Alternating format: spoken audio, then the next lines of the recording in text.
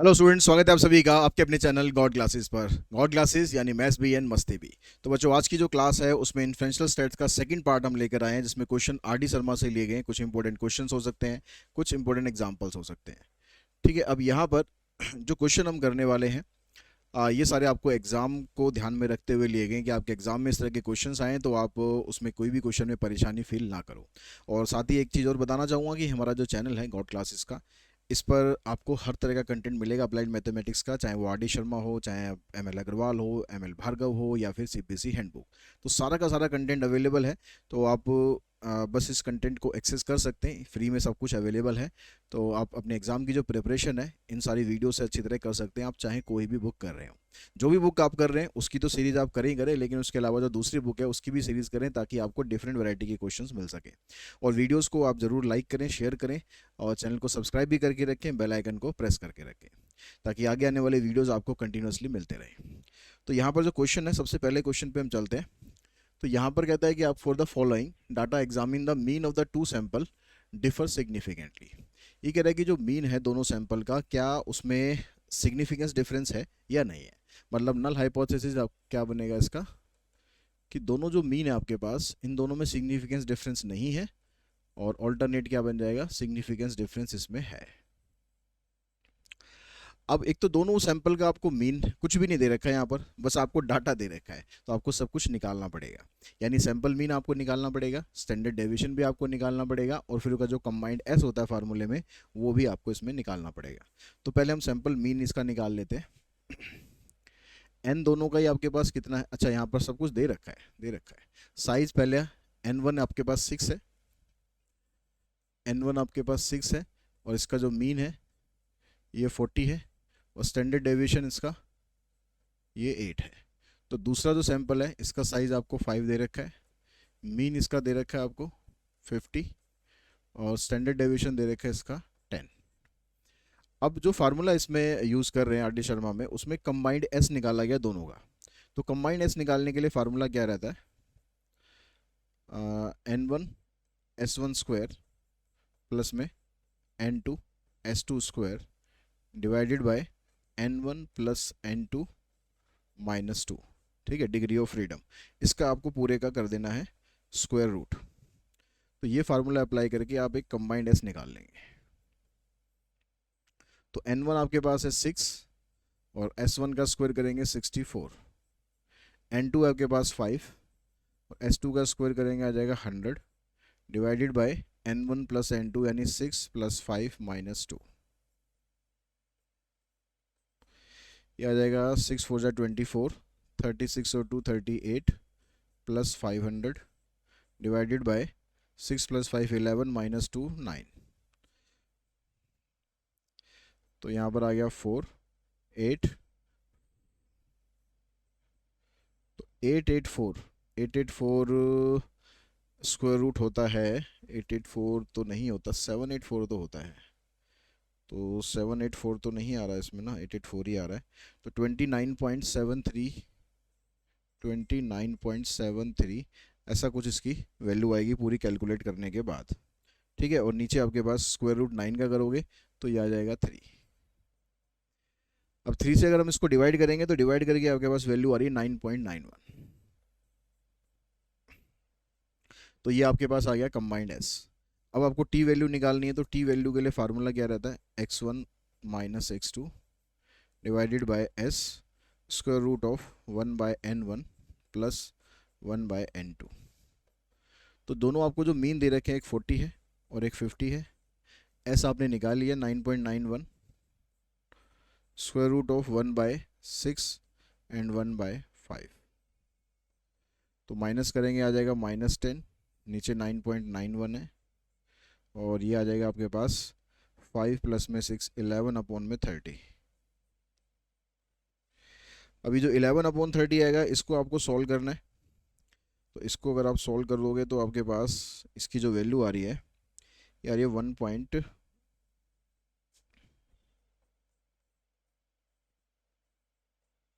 ये आ जाएगा 30 अपॉन में 11, और ये 30 अपॉन 11 का जब आप स्क्वायर रूट करोगे तो इसकी वैल्यू बन रही है 1.651। ठीक है, यहाँ पर कैलकुलेशन थोड़ा ज़्यादा है, इसलिए मैं उसमें कैलकुलेशन में टाइम वेस्ट नहीं कर रहा हूँ। नॉर्मली आपको स्क्वायर रूट निकालना है, मल्टीप्लाई करना है, कैलकुलेशन तो इसमें है और वो हमें करनी पड़ेगी। ठीक है, -1.66, ये आपके पास इसका टी वैल्यू आई। अब टी वैल्यू देखोगे इस वाली वैल्यू से ज़्यादा है या कम है, तो इसकी जो मोड वैल्यू है इससे कम है, तो कम होने का मतलब है कि नल हाइपोथेसिस एक्सेप्ट हो गया। और एक्सेप्ट होने का मतलब क्या है कि दोनों के मीन में डिफरेंस नहीं है, तो there is no significance difference, there is no significance difference in their mean।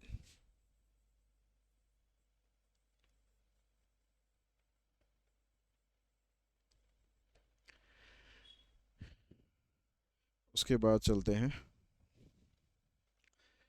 Next question. देखो इसमें कहता है group of 5 patient treated with medicine X weight this, and second group of 7 patient from the same hospital treated with medicine Y weight this, do you agree with the claim that the medicine Y increases the weight significantly. अब कह रहा है कि जो दूसरा वाला group है हमारे पास, वहाँ पर मेडिसिन का वेट सिग्निफिकेंटली इंक्रीज हो रहा है या नहीं हो रहा। तो नल और ऑल्टरनेट हाइपोथेसिस तो आप सेम ले लो कि भाई दोनों के वेट में कुछ भी फर्क नहीं है। ऑल्टरनेट में ले लो कि इसका जो वेट है वो उससे डिफरेंट हो रहा है, बढ़ रहा है। ठीक है, यहाँ पर आप सिर्फ ग्रेटर देन भी ले सकते हो, सॉरी μ1 लेस देन μ2 ऐसे भी लिख सकते हो, या नॉट इक्वल्स टू लगा दो तो वो भी ठीक है। अब यहाँ पर आपको सैंपल दे रखा है, n1 दे रखा है 5, लेकिन मीन नहीं दे रखा, तो मीन इसका निकालना पड़ेगा आपको। 43 plus 39 plus 48 plus 60 plus 41 divided by 5। इसका टोटल करो, 3 और 9 12, 12 8 20 और 1 21, बचे 2, 4 और 2 6, 3 9, 4 13, 13 और 6 19, 19 और 4 23। 5 से इसको डिवाइड करेंगे तो 2 से मल्टीप्लाई कर लो और एक प्लेस के बाद डेसिमल लगा दो। ऐसी तो दूसरा सैंपल है 7, और इसका भी मीन आपको नहीं दे रखा, तो इसका आ जाएगा 38 42 38 42 56 64 68 69 एंड 62। 1 2 3 4 5 6 7, इनका टोटल करके 7 से कर दो इनको डिवाइड। तो इन सब का टोटल करेंगे, इन सब का टोटल आपके पास आ जाएगा 399, और 399 को अगर हम डिवाइड करते हैं 7 से,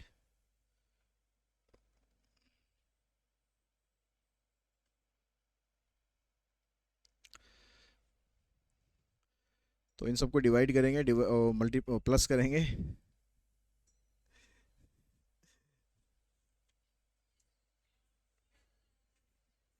तो इन सबको प्लस करने पर हमारे पास आ रहा है 399। 7 से डिवाइड करेंगे तो 7 पंजे 35, 7 7 49, 57।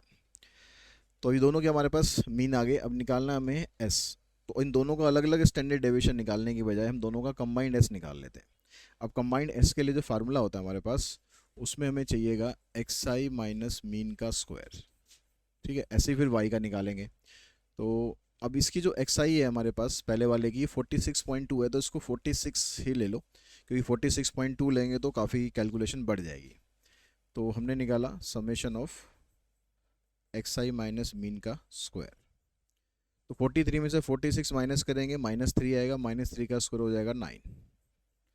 39 को माइनस करेंगे तो 16 माइनस 9 7 हो गया, 7 का स्क्वायर हो जाएगा 49। 48 में से 46 करेंगे 2 आएगा, 2 का स्क्वायर 4। 60 में से 46 को माइनस करोगे 14 आएगा, 14 का स्क्वायर करेंगे 196। और 41 में से 46 माइनस करोगे 5, 5 का स्क्वायर 25। 200 तो ये हो गया। ठीक है, 200 ये हो गया। 50 में इसको ले लेता हूँ, ठीक है, 250 ये हो गया, 25 इसको ले लेते हैं, 275 हो गया, 275 और 8 इसको ले लेंगे क्योंकि एक मैंने इसको दे दिया था। ठीक है, 275 और 8 283, तो इसका सम तो आ गया आपके पास 283। ठीक है, चेक भी कर लेते हैं साथ साथ। ठीक है, 9 प्लस 49 प्लस 4 प्लस 196 प्लस 25। तो अब ऐसे ही आप निकालो summation of Y I minus mean का स्क्वायर। तो 38 में से 57 माइनस करोगे तो कितना आ जाएगा? 17 में से 8 गए 9, 4 में से 3 गए 19, 19 का स्क्वायर हो जाएगा 361। ठीक है, 19 का स्क्वायर 361।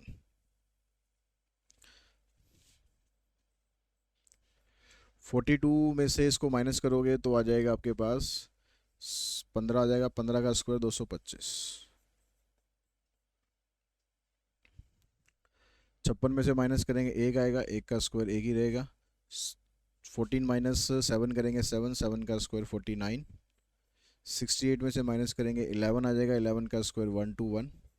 69 में से माइनस करेंगे 12 आएगा, 12 का स्क्वायर 144। और 62 में से माइनस करेंगे तो 5 आएगा, 5 का स्क्वायर 25। इन सबको ऐड कर लेते हैं। इन सबको ऐड करके हमारे पास वैल्यू आ रही है 361 प्लस 225 प्लस 50 ले लेते हैं सीधा, प्लस 121 प्लस 144 प्लस 25, तो यार 926। अब सब कुछ आ गया आपके पास फार्मूले के लिए। अब आपको निकालना है पहले एस।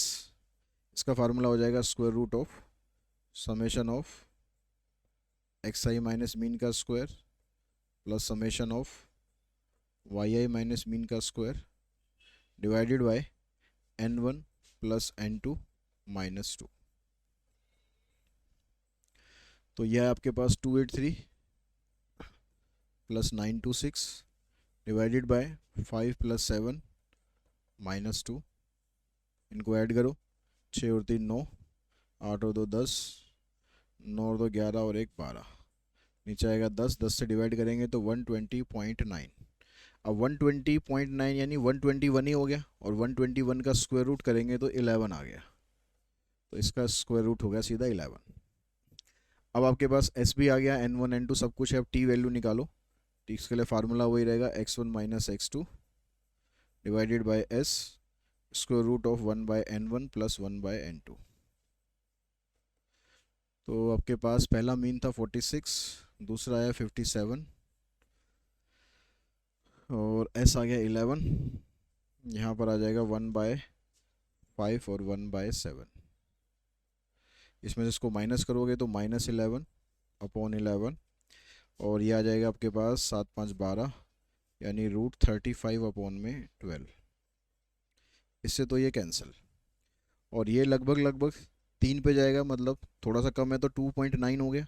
2.9 का स्क्वायर रूट निकाल लेते हैं, माइनस तो बाद में लगा देंगे। तो 9 पे अगर रखते हैं ऐसे तो 9 से तो ज़्यादा हो जाएगा। 8 पे रखेंगे तो 8 8 64, 8 दूनी 16, 8 से भी ज़्यादा हो जाएगा। 7 पे रख लेते हैं, 7 7 49, 7 दूनी 14, 4 18, तो 1.7 आ गया। अब ये वैल्यू देखो कि जो वैल्यू गिवन है उससे कम है या ज़्यादा है, तो वहाँ पर वैल्यू कम है, तो इसका जो मोड वैल्यू आ रही है आपके पास वो लेस देन 2.281 है। तो लेस देन 2.281 है, तो इसका मतलब इस लेवल ऑफ सिग्निफिकेंस पर जो नल हाइपोथेसिस है वो हो जाएगा आपका एक्सेप्ट। तो एक्सेप्ट होने का मतलब है कि जो मीन वेट है उसमें ज़्यादा डिफरेंस नहीं आ रहा, तो there is no significance difference, there is no significance difference in mean weight।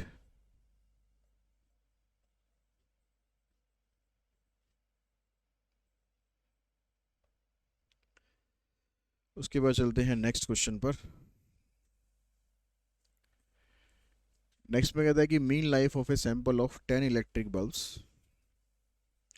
was found to be 1456 hours with standard deviation of 4 to 3।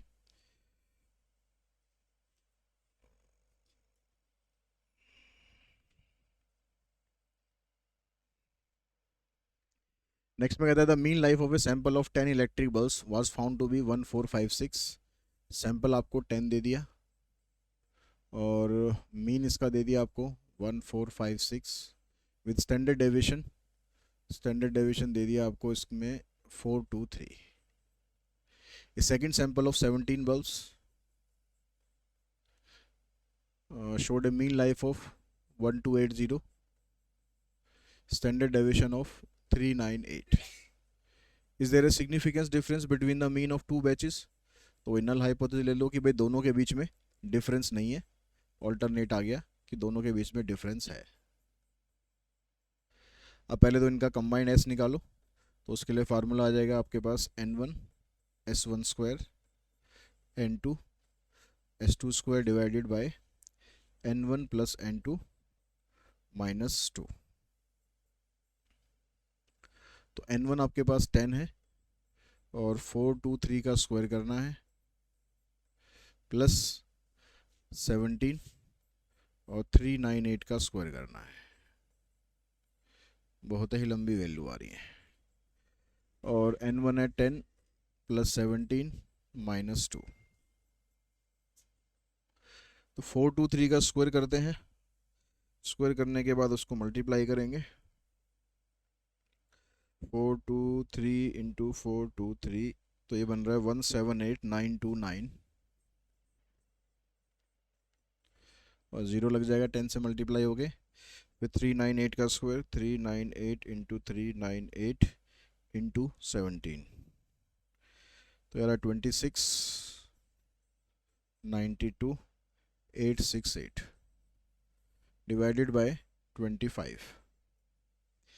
तो यहाँ पर ऊपर जो टर्म आ रही है इन सबको ऐड करके आपके पास क्या बनेगा, प्लस 1789290 यार 4482 158 और 25 का स्क्वायर रूट 5 कर देंगे नीचे। अब इसका स्क्वायर रूट करना है आपको, अब इसका आपको स्क्वायर रूट करना है तो भाई 160, तो इसका स्क्वायर रूट आ गया आपके पास 2117.11 डिवाइडेड बाय 5। 5 से डिवाइड करने का मतलब है 2 से मल्टीप्लाई कर दो, 2 1 जा 2, 2 1 जा 2, 2 7 जा 14, यहाँ डेसिमल आ जाएगा 2 1 जा 2 प्लस 1 3, 2 1 जा 2, 2 2 जा 4, तो 423.42। तो आप इसको इतने ले लो 423.42। अब निकालो आप टी वैल्यू, तो टी वैल्यू आ जाएगी x1 माइनस एक्स नोट यानी 1456 minus 1280 divided by s 423.42 1 by 10 plus 1 by 17 minus करोगे 6 15 माइनस 8 7 3 माइनस 2 1, ये हो जाएगा 170 और 27 इधर आ जाएगा। तो 170 को 27 से डिवाइड करते हैं, 170 डिवाइडेड बाय 27 यार 6.296 और उसका फिर स्क्वायर रूट करेंगे तो ये वैल्यू बनती है आपके पास 2.51।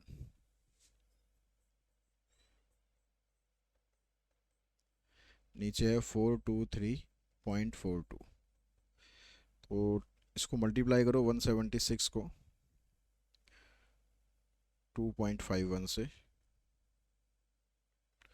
और फिर डिवाइड करना है हमें 423.42 से, तो यार आपके पास 1.043। अब इसको चेक करो, जो आपकी वैल्यू दे रखी है उससे वैल्यू कम आ रही है, तो mod of T value is less than 2.06, इसका मतलब नल हाइपोथेसिस हो गया एक्सेप्ट। अब ये एक्सेप्ट होने का मतलब है कि इसमें ज़्यादा डिफरेंस नहीं है, तो there is no significance difference.